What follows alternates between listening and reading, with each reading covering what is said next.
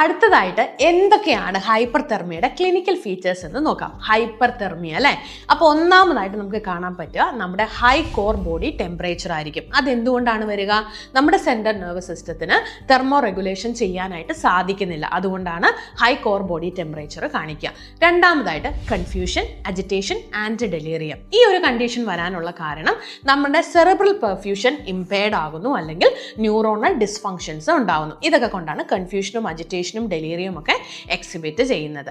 മൂന്നാമതായിട്ട് നമുക്ക് കാണാൻ പറ്റുന്നത് സീഷർ അല്ലെങ്കിൽ കൺവൽഷൻ ആണ്. എന്തുകൊണ്ടായിരിക്കും?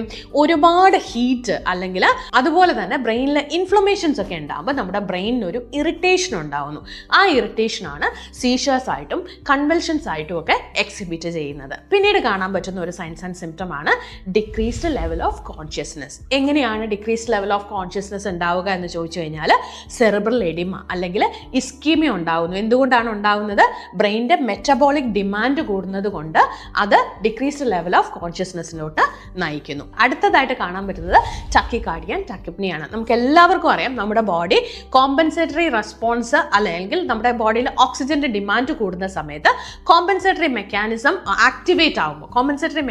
ആക്ടിവേറ്റ് ആകുമ്പോൾ ഓട്ടോമാറ്റിക് ആയിട്ട് അത് ടക്കികാർഡിയയിലോട്ടും ടക്കിപ്നിയിലോട്ടും പോവാറുണ്ട് അല്ലെ.